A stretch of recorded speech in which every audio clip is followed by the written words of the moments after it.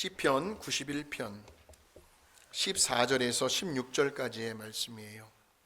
원래는 91편을 다 읽으셔야 하는데 시간적으로 그래서 우리가 14절부터 16절까지만 읽겠습니다. 시작. 하나님이 이르시되 그가 나를 사랑한즉 내가 그를 건지리라. 그가 내 이름을 안즉 내가 그를 높이리라. 그가 내게 간구하리니 내가 그에게 응답하리라. 그들이 환난 당할 때에 내가 그와 함께하여 그를 건지고 영화롭게 하리라. 내가 그를 장수하게 함으로 그를 만족하게 하며 나의 구원을 그에게 보이리라 하시도다. 아멘. 오늘 함께 은혜 받으실 말씀의 제목은 약속은 반드시 이루어집니다. 믿으십니까? 아멘. 약속은 반드시 이루어집니다. 오늘 본문의 말씀을 통해서 하나님께서요 이 시편의 저자에게 또 오늘 저와 여러분에게 세 가지의 약속을 해주고 있습니다. 내가 그를 건지리라, 내가 그를 높이리라, 내가 그에게 응답하리라 하시는 약속입니다. 사람도 약속을 잘 지키는 사람이 신용이 있는 사람입니다. 약속을 안 지키면 그 사람은요 우리 하나님의 성품에 대해서 이렇게 약속해 주시는 하나님에 대해서 민수기 23장 19절의 말씀을 같이 한번 보겠습니다. 시작. 하나님은 사람이 아니시니 거짓말을 하지 않으시고 인생이 아니시니 후회가 없으시도다. 어찌 그 말씀하신 바를 행하지 않으시며 하신 말씀을 실행하지 않으시랴 그랬습니다. 우리 하나님께서 약속해 주신 말씀이니까 그 약속은 반드시 이루어지게 되어 있습니다. 내가 너를 이제 그 대신에 우리를 향해서 내가 너를 건지리라, 내가 너를 높이 들어주리라, 내가 너에게 응답하리라 하시는 이 세 가지의 약속. 이 약속을 우리가 살펴보시기 전에 먼저 우리는 이 시편 91편의 내용이 왜 쓰여지게 되었는지, 어떤 배경, 어떤 상황 속에서 시편 저자가 이 글을 쓰고 있는지를 우리가 아셔야 합니다. 왜 우리들이 이렇게 인생을 살아가시다 보면 인간은 사회적인 동물이다라는 말이 있듯이 결코 혼자서는 살아갈 수가 없죠. 별의별 사람들을 다 만나게 됩니다. 그런데 그 중에는 항상 좋은 사람들, 내 마음에 꼭 맞는 사람들만 있는 것은 아니다라는 겁니다. 그래서 때로는요 정말 상대하고 싶지 않은 사람이 있습니다. 왜 대개 보면 우리가 그 사람의 딱 첫인상에서 우리가 벌써 느껴지잖아요. 그리고 그의 얼굴 표정만 보아도 왠지 가까이 하기엔 너무 먼 당신 같은 사람이 있어요. 가까이 하기엔 너무 먼 당신 분명히 있어요. 지금 이 시편 저자의 상황이 꼭 그렇습니다. 그뿐만이 아니고요 정말 내 힘으로는 도저히 헤어나오기 힘든 그런 환경과 상황을 마주할 때도 있습니다. 문제가 너무 얽혀 있어요. 너무나 꼬여 있어요. 어디서부터 이 실마리를 풀어가야 할지 통 감이 오질 않습니다. 우리의 경험과 또 지혜와 능력으로는 감히 해결할 수 없는 그런 형편과 처지에 놓일 때가 참 많이 있습니다. 그럴 때에 우리는 과연 어떻게 해야 할까요? 오늘 이 시편의 저자는 그렇게 꼬여있는 사람들과의 관계예요. 그리고 또 복잡한 상황을 어떻게 하면 지혜롭게 잘 헤쳐나갈 수 있는지에 대한 아주 깊은 통찰력과 지혜를 우리에게 알려주고 있습니다. 우리 먼저 91편 1절의 말씀을 한번 보실까요? 시작. 지존자의 은밀한 곳에 거주하며 전능자의 그늘 아래에 사는 자요. 지금 이 시편의 저자는 거주한다. 어디예요? 지존자, 지극히 높으신 하나님의 그 은밀한 곳에 거주한다라는 표현을 쓰고 있고요. 또 전능자, 전능하신 하나님의 그늘 아래에서 사는 자라고 고백을 합니다. 무슨 말이냐? 이 시편 저자는 우리 하나님의 그 능력 아래에서 우리 하나님의 보호하심을 받고 살아왔다라는 거죠. 그렇게 되면 어때요? 그의 삶 가운데는 살아계신 우리 하나님에 대한 삶의 어떤 경험, 어떤 신앙의 간증거리가 있었다라는 말입니다. 다시 말하면 이 시편의 저자는 날마다 그렇게 우리 하나님과 동행을 하며 살아가는 그런데 보니까요, 그렇게 하나님과 동행하며 살아가려고 몸부림치는 그 시편 저자에게도, 또 오늘 저와 여러분에게도 때로는 뜻하지 않은 어려움이 찾아올 때가 있습니다. 어느 날이요, 이 시편의 저자가 정말 뜻하지 않게 상대하기가 아주 버거운, 아주 질적으로 안 좋은 악한 사람을 만납니다. 그러면서 그 질이 좋지 않은 악한 사람 때문에 정말 온갖 말도 안 되는 소문들을 비롯해서 아주 극심한 어려움과 곤란한 일들이 한꺼번에 몰려옵니다. 이야, 이건 뭐 도저히 어떻게 감당해낼 수 있는 문제가 아니었습니다. 한마디의 말을 섞으면 그 말이 또 와전이 되어가지고 일파만파로 순식간에 퍼져나갑니다. 여러분, 정말 악한 사람들하고는 말을 섞지 마십시오. 변명하려고도 하지 마시고 뭘 내가 설명하려고도 하지 마십시오. 내가 한 그 말이 완전히 와전되어 가지고 다른 방향으로 퍼져나가게 되어 있어요. 지금 이 시편 저자가 그런 경험을 하고 있는 거예요. 주변에 이제 이 시편 저자를 알고 있는 지인들이 모두가 다 숨을 죽여가면서 이 시편 저자를 지켜봅니다. 과연 그가 어떤 행동을 하게 될지 궁금한 거예요. 그러니까 평소에 우리 하나님과 함께 동행했으니까요. 지존자의 은밀한 곳에 거주했으니까요. 전능자의 그늘 아래에 살았으니까요. 지금 이 인생의 아주 고비, 지금 인생의 아주 이런 위기를 어떻게 극복해 나가는지를 모두가 다 지켜보고 있습니다. 그런데 놀라운 반전이 일어납니다. 이 시편 저자가요, 이러한 모든 사람들의 예상과 예측을 뒤집어 버립니다. 그게 반전이죠. 그러면서 아주 낭낭한 목소리로 노래를 하기 시작을 해요. 흥얼거리며. 근데 그 노랫소리를 들어보니까 그 노래의 분위기가 마치 패자병처럼 침울한 분위기가 아니고요, 기쁨의 깃발을 휘날리는 승리의 노래였다라는 겁니다. 그러면서 그 노래의 가사를 보니까 바로 우리 하나님을 향한 그의 위대한 신앙 고백이면서 동시에 예언의 말씀이 담겨 있는 내용이었어요.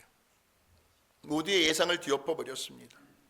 전혀 뜻밖의 행동을 보인 겁니다. 정말 그의 믿음은 전혀 하나도 흔들림이 없었습니다. 왜냐하면 그는 평상시에 우리 하나님과 함께 동행하며 살았기 때문에 늘 말씀을 가까이 하고 하나님께 기도하면서 하나님과 자주자주 대화를 나누는 삶을 통해서 그에게는 아주 단단한 믿음의 근육이 붙어 있었기 때문이죠. 또 영적으로 그의 그 내적인 그 내공, 믿음의 내공이 아주 깊이 뿌리를 내리고 있었습니다. 다시 말하면 그 어떠한 인생의 시련과 위기와 고난과 시험거리와 역경이 찾아왔다 할지라도 그는 늘 평소에 하던 것처럼 우리 하나님과의 그 친밀한 관계를 계속해서 유지해 나가고 있습니다. 그러면서 인생에 정말 가장 힘이 드는, 마치 빛이 보이지 않을 것 같은 어두운 터널 속에 있는 그러한 너무나도 어두운 그 시간에 이 시편 저자는 비로소 그의 믿음의 진가를 드러내고 있습니다. 그러니까 우리들이요, 삶이 평탄할 때는요, 아무런 막힘이 없고요, 마치 시온의 대로가 활짝 열리는 것처럼 순탄할 때에는, 다시 말하면 인생의 그 어떤 문제와 어떤 근심과 걱정과 고민거리, 또 어떤 스트레스를 받는 일이 전혀 없을 때에는요, 저나 여러분이나 다 똑같습니다. 다 거기서 거기입니다. 누가 더 믿음이 크고 작은지, 누가 더 인격이 더 성숙한 크리스찬인지 분별해 내기가 참 힘이 듭니다. 그런데 인생은 언제나 굴곡이잖아요. 오르막길이 있으면 내려막길이 있고 또 오르막길이 있고요. 이게 굴곡이잖아요. 직선이면 참 좋겠는데 인생은 포물선이라는 거죠. 그래서 정말 이건 도저히 어떻게 말로 표현할 수 없을 정도로 어떤 억울함과 또 내 인생의 내 신앙의 어떤 위기와 고비를 지나간다고 할 때에 바로 그런 상황 속에서도 우리는 과연 정말 끝까지 우리 하나님을 향한 나의 그 믿음을, 그러면서 그 예배의 자리, 그 섬김의 자리, 그 기도의 자리, 그 사명의 자리를 끝까지 사수하며 지켜나갈 수 있는가? 그러니까 늘 평소에 우리 하나님을 향하여 이 시편 저자가 가지고 있었던 그 믿음의 증가가 바로 그러할 때 빛을 발할 수가 있다는 거죠. 그렇게만 되면 그 사람은 우리 하나님께로부터 당연히 인정을 받게 될 것이고 우리 하나님께서 그 사람을 칭찬하시겠죠. 너의 믿음이 왜 그리도 저렇게 좋으냐? 그러면서 우리 주변의 사람들, 우리를 알고 있는 지인으로부터도 귀감과 존경의 대상이 되는데 오늘 저와 여러분이 바로 그러한 주인공들이 되시기를 주님의 이름으로 축복합니다.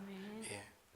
자, 그렇다면 이렇게 사람들과의 이해관계 속에서요, 또 때로는 환경을 통해서 우리들에게 어려움이 찾아왔을 때 저와 여러분도 지금 이 시편의 저자처럼 어떻게 하면 우리 하나님을 향한 우리들의 그 믿음이 흔들리지 아니하고 또 우리에게 일어난 그 모든 상황들을 하나님의 관점에서 긍정적으로 해석을 하고 그렇게 승리의 노래를 부르면서 위대한 신앙 고백을 할 수가 있을까요? 오늘 그 원리와 비결을 우리가 배우게 되면 우리는 하나님께서 약속해 주시는 그 세 가지의 축복을 받게 되는 주인공이 될 줄로 믿습니다. 예. 자, 먼저 시편 91편 2절 한번 보실까요? 시편 저자가 어떻게 고백하고 있는지를 시작. 나는 여호와를 향하여 말하기를 요새요 내가 의뢰하는 하나님이라라니. 너무나 힘든 상황 가운데 있는데 이 시편 저자가 여호와를 향하여 말하는 저 구절 속에 어떤 뉘앙스가 느껴지셔요? 원망, 불평, no. 지금 이 시편 저자는 믿음의 말을 하고 있습니다. 믿음의 말. 이 믿음의 말의 특징이 뭔지 아십니까? 믿음의 말은 언제나 긍정적인 의미가 담겨 있습니다. 긍정적인 의미. 내가 의뢰하는 하나님이라, 내가 의지하고 신뢰하는 하나님이시다라고 고백을 합니다. 다시 말하면 내가 비록 지금은 이렇게 너무나 힘이 들어요, 너무나 고통스러운 상황 가운데 있다 할지라도 우리 하나님을 향한 나의 그 믿음과 그 신뢰는 변함이 없습니다 라는 고백입니다. 그러니까 우리들의 인생 가운데 어떤 어려움이 찾아왔을 때 그때 그 상황 속에서 저와 여러분이 어떻게 말을 할 것인가, 이것이 너무나도 중요합니다. 너무나도 중요해요.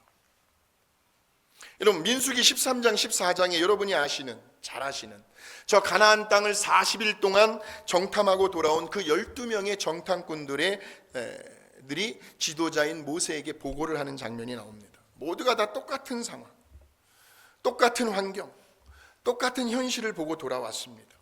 그런데 이 10명의 정탐꾼들은 모두가 다 하나같이 안 될 것이라는 거예요. 부정적인 성향으로 보고를 합니다. 그 땅을 차지할 수 없다는 겁니다. 들어갈 수도 없대요. 왜냐하면 그곳에 살고 있는 그 주민들이 원체 기골이장대한 안악 자손의 거인족들이었기 때문에 그 누구도 그 땅을 감히 넘볼 수 없다라고 판단을 내린 겁니다. 어떻게 그들과 싸워 이길 수 있느냐는 겁니다. 뿐만 아니라 자신들을 향해서 누구도 그렇게 얘기하지 않았거든요. 본인들 스스로가 우리는 메뚜기와 같다, 자기 자신의 자존감을 비하시켜버립니다. 그런데 그 12명 중에 단 2사람이요, 여호수아와 갈렙, 정말 본받고 싶은 우리 믿음의 선배들이죠. 그들도 똑같이 지금의 그 현실적인 상황을 보고 돌아와서는 인정을 합니다. 그 10명의 정탐꾼들의 보고가 맞다는 거예요. 동의를 해요.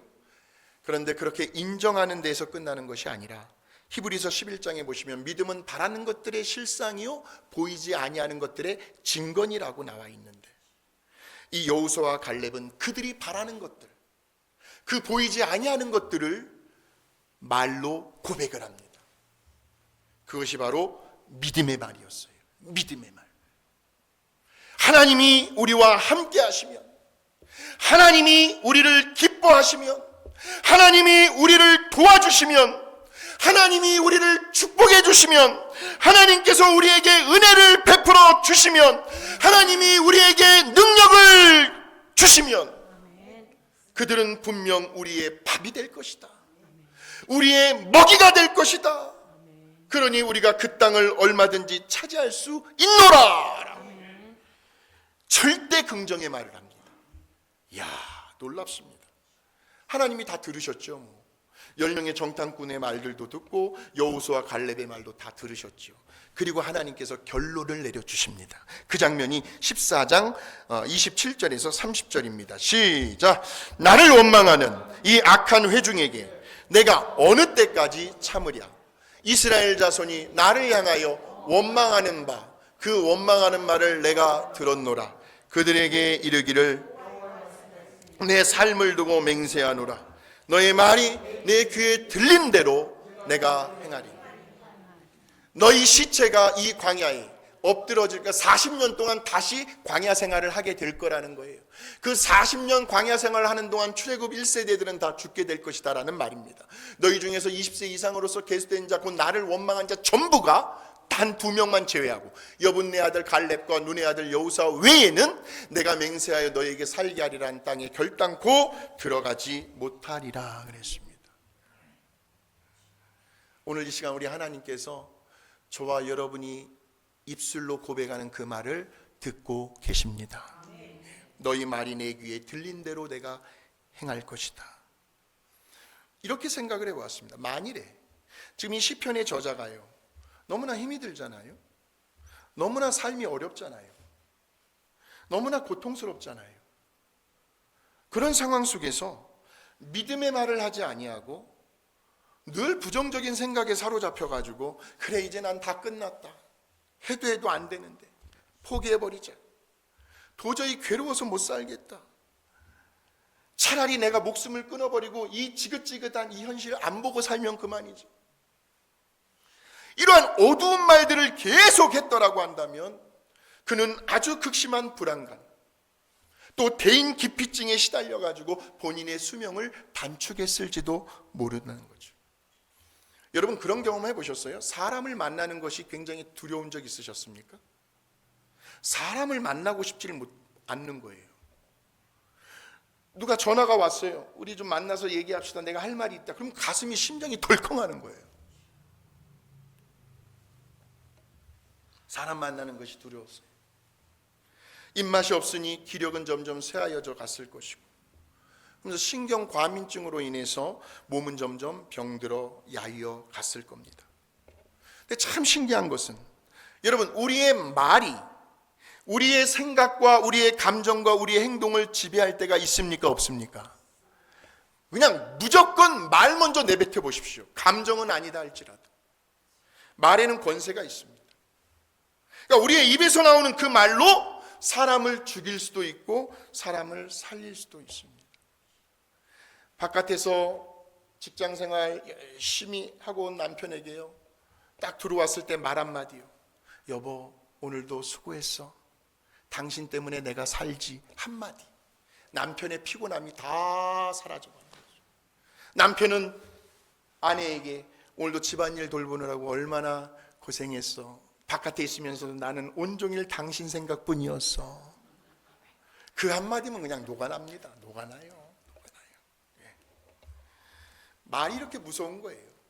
어떤 말을 하느냐에 따라서요.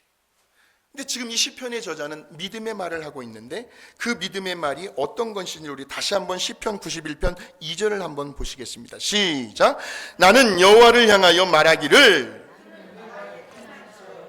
나의 요새요 내가 의뢰하는 하나님이라. 우리 한번 하나님을 향하여 두 손을 한번 번쩍 들어 보시겠습니다. 그리고 믿음의 말을 한번 해보십시다. 하나님은 나의 피난처가 되십니다. 시작. 하나님은 나의 피난처가 되십니다. 할렐루야. 하나님 들으셨어요. 피난처는요, 내가 어딘가로 급히 숨어야 할 곳을 의미합니다. 맑고 화창한 그 하늘이에요. 여러분, 소리가 먼저일까요? 빛이 먼저일까요? 빛이 먼저예요.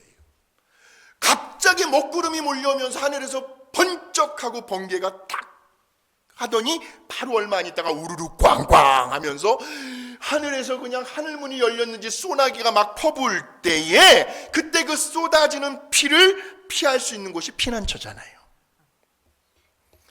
여러분, 구약시대 때에는요, 하나님께서 선택하신 그 이스라엘 민족들 약체국이었습니다. 주변의 강대국들이요, 호시탐탐 시시때때로 쳐들어왔습니다. 그래서 이스라엘 백성들에게는 무엇보다도 안전한 피난처가 필요했습니다. 근데 그 당시 전쟁에서 승리한 이스라엘 백성들이 자주 고백했던 말이 뭔지 아십니까? 전쟁은 여호와께 속한 것이니. 그래요. 여호와의 구원하심이 칼과 창에 있지 아니하노라라는 거예요. 오늘 저와 여러분이 이 세상이라고 하는 영적 전쟁터에서 날마다 매일 그 하루하루를 살아가실 때 우리를 공격해오는 그 무수히 많은 죄의 유혹들과 시험거리 앞에서 저와 여러분이 최대한으로 고백할 수 있는 긍정적인 믿음의 말은 하나님은 나의 피난처가 되신다라는 말이에요. 같이 한번 찬양을 해보실까요? 하나님은 우리의 피난처가 되시며 환난 중에 우리의 쉼과 도움이시라. 하나님은 우리의 피난처가 되시며 환난 중에 우리의 쉼과 도움이시라. 너희는 가만히 있어 주가 하나님 되 알지어다. 열방과 세계 가운데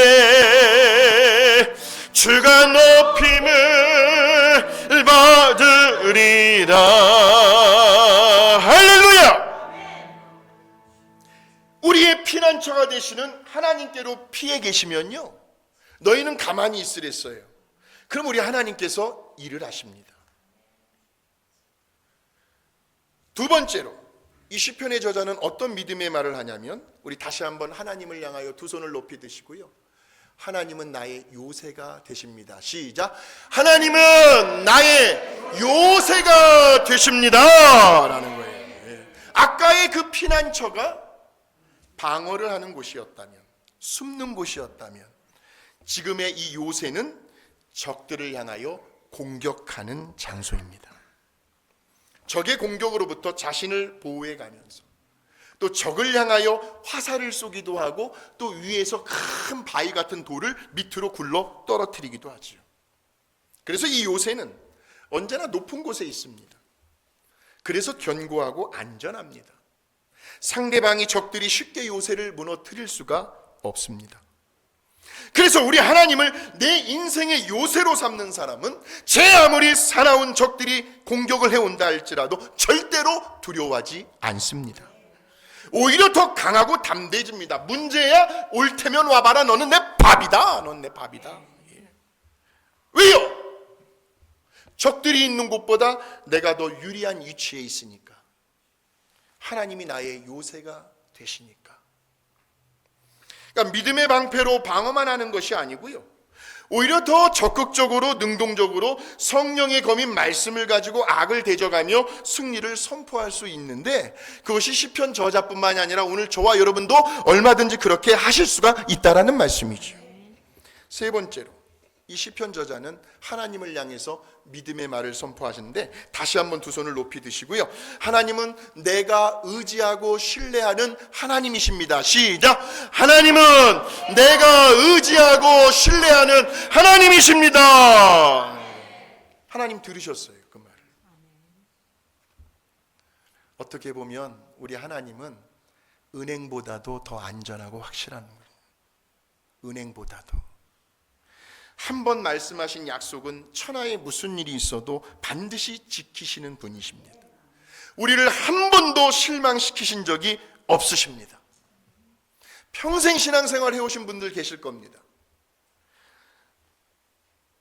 하나님 때문에 나 시험 들었어. 들어보신 적 있으십니까? 나 하나님 때문에 교회 안 나가. 그런 사람 보셨습니까? 우리 하나님은 정말 신실하시고 성실하신 하나님이시기 때문에 저와 여러분이 얼마든지 우리의 마음에 있는 것들을 다 하나님께 맡기고 드리고 의지할 수 있는 그런 분이시라는 것을, 여러분, 하나님은 내가 의뢰하는, 내가 의지하고 신뢰하는 하나님이시다라는 그 고백이 참 중요합니다. 그러면서 이제 이 시편 저자는 자기가 선포한 그 믿음의 말이요, 하나님은 나의 피난처가 되시고 하나님은 나의 요새가 되시고 하나님은 나의 의지하고 신뢰하는 하나님이시다라는 말을 마음속으로 묵상하기 시작을 합니다.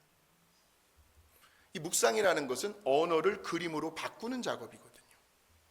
그래서 우리 하나님의 말씀을 자주 묵상을 하게 되면요, 그 말씀들이 막 살아가지고 막 움직이는 것 같이 느껴질 때가 있습니다. 이 단계까지 가야 제대로 말씀을 보는 거거든요. 하나님의 말씀 묵상을 하는 거예요. 머릿속에 막 그려보는 거예요. 마치 한 편의 그림을 보는 것처럼. 그러면 그 말씀이 입체적으로 막 생생하게 막 보이기 시작을 합니다. 왜? 우리 하나님의 말씀은 살았기 때문에. 바로 그 장면이 시편 91편 3절에서 13절까지 나와요. 우리가 아까 읽지는 않았지만 저 구절을 이 시편 저자는 마음속으로 묵상을 하는 겁니다. 잘 보세요. 얼마나 어려움 가운데 처해 있는지. 그가 너를 모든 함정에서, 지금 모든 함정에 빠져 있습니다. 구해달라는 거예요. 죽을 병에 걸렸습니다. 건져달라는 겁니다. 그랬더니 우리 하나님께서 깃털로 그 시편 저자를 감싸주고 계십니다. 하나님의 그 그늘 날개 아래에서 피난처를 제공해 주시고 하나님의 성실하심이 그 시편 저자의 방패가 되어주고 있습니다. 또 넘겨주세요. 이야, 밤마다 찾아오는 그 공포감, 또 낮에 날아다니는 그 화살 때문에 언제 적들이 내 뒤에서 공격할지 모르는, 두려워하지 않게 해주고 계십니다. 흑암의 무서운 질병, 저 때는 전염병이 돌고 있었습니다. 무서운 질병, 대낮에 파멸하는 재앙을 하나님께서 두려워하지 않게 해주고 계시죠. 시편 저자 곁에서 1000사람이 엎드러집니다. 10,000명의 사람이 그 시편 저자의 주변에서 죽어간다 할지라도 그 재앙이 시편 저자를 가까이 하지 못하게 하고 계십니다. 오직 너는 악인들이 벌받는 것을 내 눈으로 목격만 하게 될 것이다 라고 말씀하시고, 네가 여호와를 너의 보호자로 삼고 가장 높으신 분을 너의 피난처로 삼았으니 화가 너에게 미치지 못할 것이고 재앙이 내 집에 가까이 하지 못하게 될 것이다. 하나님께서요, 천사들에게 명령을 하십니다. 시편 저자, 네가 어디를 가든지 너를 지켜줄 것이다. 천사들이 손으로 너를 받들어 내 발이 돌에 부딪히지 않게 할 것이고 네가 사자와 독사를 아주 발로 짓밟아 누르리라 하는 거예요. 마음속으로 막 그리는, 묵상을 하는 거예요. 묵상을 하는 거예요. 마치 한 폭의 그림을 그리듯이. 그런데요, 그렇게 마음속으로 그리고 묵상하는 순간 이 시편 저자의 마음속에 놀라운 일이 일어납니다. 어떻게 뭐라, 이거는 설명할 수 없는, 뭐라 말로 표현할 수 없는, 형용할 수 없는, 뭔가 마음속 깊은 곳에서부터 아주 강한 확신이 막 이렇게 막 올라오기 시작을 합니다. 마음이 담대해집니다. 마음이 그렇게 평안할 수가 없어요. 그렇게 그 믿음의 고백에 대한 확신의 불길이 점점 활활 타오르고 있을 때에, 그때 이 시편 저자는 아주 세미한 우리 하나님의 음성을 어디를 통해서 듣게 될까요? 생각을 통해서 듣게 됩니다. 바로 세 가지의 약속의 말씀이셨습니다. 그 첫 번째 약속이 오늘 14절 말씀, 시작. 하나님이 이르시되 그가 나를 사랑한지 내가 너를 건져주리라 하는 거예요. 단서가 있어요. 앞에 나를 사랑한지. 여러분, 정말 우리 하나님 많이 사랑하고 계신가요? 이 시편 저자는 평상시에 하나님을 많이 사랑했어요. 그가 나를 사랑한즉 내가 그를 건지리라. 나를 구원해 주신 하나님, 아무런 보잘것도 없는 부족한 나를 종의 반열에 세워주신 하나님, 나를 보호하시고 인도해 주시는 하나님, 나를 포기하지 아니하시고 끝까지 나를 믿어주시는 그 하나님, 나를 일으켜 세워주셔서 다시 새롭게 시작할 수 있도록 용기와 소망을 주시는 하나님,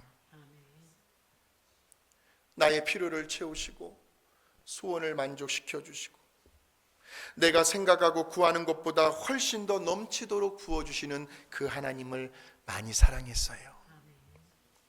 네가 나를 사랑한즉 내가 너를 건지리라. 두 번째 약속입니다. 같이 한번 읽어보겠습니다. 시작. 그가 내 이름을 안즉 내가 그를 높이리라. 높이리라. 어떤 단서가 붙어 있어요? 하나님께서 저와 여러분을 높여주시는데 네가 내 이름을 안즉이라고 말씀합니다. 여러분, 정말 우리 하나님을 많이 알고 계신가요? 정말 알고 계신가요? 살다 보면요, 뭐 나이가 40이 됐든 50이 됐든 60, 70, 80, 90을 향하여 가든지 간에 각자 나름대로의 인생의 고충들이 있습니다. 너무나 인생이 퍽퍽하고 답답할 때가 있습니다. 뭔가 막 가슴을 막 짓누르는 것 같고요, 마음이 막 그렇게 편치 않을 때가 있습니다. 영혼이 점점 피폐해져 갑니다. 메말라 갑니다. 처음 한두 번은 하나님께 너무 죄송스러운 마음이 컸는데 계속 반복되다 보니까 이제는 그런 마음도 사라지고 영적인 강박이 무디어집니다. 의욕도 안 생기고요, 뭘 해도 기쁘지가 않습니다. 자꾸 부정적인 생각만 들어오고 마음이 우울해집니다. 그럴 때에 이 시편 저자의 마음속에 하나님의 음성이 들려옵니다. 네가 내 이름을 알지 못하기 때문이다. 성경에 보시면 하나님은요, 우리들의 여러 다양한 형태의 일상생활 속에서요, 하나님 자신의 이름을 아주 다양하게 계시해 주실 때가 있습니다. 예를 들면 여호와라는 말은 구원자라는 말입니다. 한번 우리 스크린 한번 보여주세요. 우리 하나님의 이름이 얼마나 많은지 아세요? 여호와 이레, 하나님께서 예비해 주신다. 여호와 니시, 하나님이 나의 깃발이 되어 주신다. 나에게 승리를 주신다. 여호와 샬롬, 하나님은 평강이시다. 나에게 평안을 주신다. 여호와 로이, 하나님은 나의 목자가 되신다. 나를 인도해 주신다. 여호와 찌드케누, 하나님은 나의 의로움이 되신다. 여호와 라파, 하나님은 나를 치료하신다. 여호와 엘로임, 하나님은 창조주이시다. 또 넘겨주세요. 엘로이, 하나님께서 나의 생각, 내 마음, 일거수일투족을 감찰하신다. 엘샤다이, 하나님은 전능하신 분이시다. 엘올람, 하나님은 영원하시다. 이 시편 저자는 그의 다양한 형태의 삶의 정황 속에서 그를 먼저 찾아와 만나주시는 그 하나님의 이름을 알고 있었습니다. 성경에서 안다라고 하는 말은 히브리어로 야다라는 말입니다.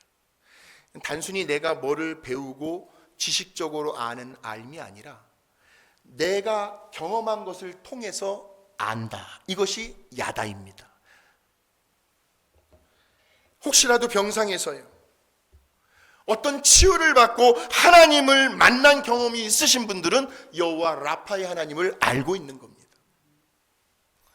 혹시라도 마음이 너무나 답답할 때, 그렇게 괴로운 상황 속에서 우리 하나님을 만난 경험이 있으신 분들은 여호와 샬롬의 하나님을 알고 있는 거죠. 이렇게 내가 지금 만나고 경험한 우리 하나님의 이름을 묵상할 때 그때 하나님은 그분의 강한 팔과 권능의 손으로 저와 여러분을 들어서 높여 주시겠다는 말씀이에요. 네가 내 이름을 안즉 내가 너를 높이리라. 마지막 세 번째 약속은 15절에 나오는데, 시편 저자에게 주시는 약속이 오늘 저와 여러분에게도 주시는 약속의 말씀입니다. 시작. 그가 내게 간구하리니. 단서가 뭡니까? 간구죠. 간절히 구하는 마음. 여러분, 정말 우리 하나님께요, 어디에 계시든지 간에 지난 한 주간 간구하는 삶을 살아오셨습니까? 뭔가를 간절히 구하고 기도하는 일이 있으셨습니까? 이 세상에서요, 그 어떤 사람도 아무런 문제 없이 살아가는 사람 없습니다. 그 어디에도 없습니다. 그러나 단 한 군데 가면 있어요. 그것이 바로 공동묘지입니다. 누구에게나 다 연약하고 부족하고 채워져야 할 부분이 있습니다. 아주 절실히 누군가의 도움을 필요로 할 때가 있습니다. 그럴 때에 우리는 과연 누구를 찾아가야 할까요? 부모님을 비롯해서 형제자매, 친척들, 가까운 지인들, 사회단체라든지 나라의 복지시설에 우리가 도움을 받을 수도 있습니다. 그러나 어느 시점에 가면 반드시 우리들이 부딪혀야 할 한계선이 찾아오죠. 도와주고 싶어도 그 일이 내 능력 밖의 일이라 정말 도와줄 수 없을 때가 참 많이 있습니다. 그런데 오늘 우리가 믿고 의지하는 그 전지전능하신 우리 하나님은 그분을 사랑하고 또 그의 이름을 경험을 통해서 아는 그 자녀들, 오늘 저와 여러분의 간구에 반드시 응답해 주시겠다라는 겁니다. 응답하시되 가장 좋은 것으로 주시겠죠. 가장 최선의 것으로 우리의 필요를 채워주시겠죠. 우리의 소원을 만족시켜 주실 겁니다. 그러면서 병든 우리의 몸도 치료해 주시고 우리의 마음을 평안하게 해 주실 겁니다. 때로는 갈 바를 알지 못하고 무엇을 해야 할지 고민하고 있을 그조차도 우리 하나님은 저와 여러분을 푸른 풀밭, 쉴만한 물가, 선하고 의로운 길로 우리를 인도해 주십니다. 의기소침해 있고 풀이 죽어 있는 저와 여러분을 영화롭게 해 주신다라는 말씀이에요. 오늘 우리 각자가 처한 삶의 자리를 돌아보시면 어떨까요? 혹시라도 어떤 불편한 인간관계 속에서 어딘가 모를 스트레스를 받고 계십니까? 전혀 예상치 못한, 정말 뜻하지 않게 찾아온, 그래서 도저히 헤어나올 길이 없는 정말 그런 어려운 환경 가운데 직면하고 계시지는 않으십니까? 저와 여러분이 인정하셔야 합니다. 충분히 그러실 수 있다고. 왜? 인생은 굴곡이니까. 근데 그럴 때에 무엇보다도 저와 여러분이 먼저 하셔야 할 일이 있습니다. 뭘까요? 긍정적인 믿음의 말을 선포하는 겁니다. 긍정적인 믿음의 말을 선포하는 이 시편의 저자처럼 여호와를 향하여 말하기를 그는 나의 피난처시오 나의 요새시오 내가 의뢰하는, 내가 믿고 의지하고 신뢰하는 하나님이시라. 이렇게만 되면요, 이제 그때부터는 그 믿음의 말을 선포한 그 순간부터 그 말이 저와 여러분의 생각과 감정을 통제하게 됩니다. 그러면서 우리들이 선포한 그 믿음의 말을 마음속으로 한번 묵상을 해보는 거죠.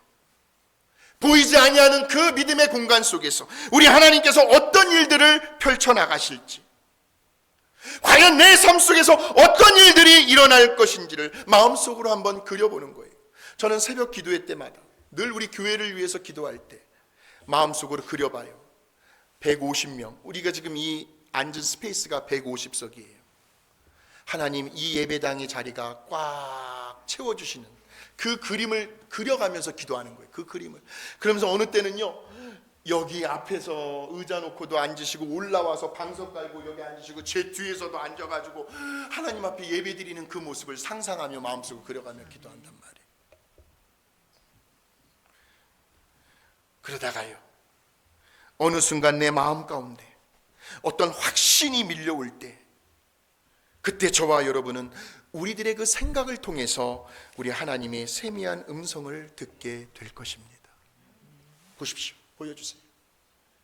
시작. 네가 나를 사랑한즉 내가 너를 건지리라. 네가 내 이름을 안즉 내가 너를 높이리라.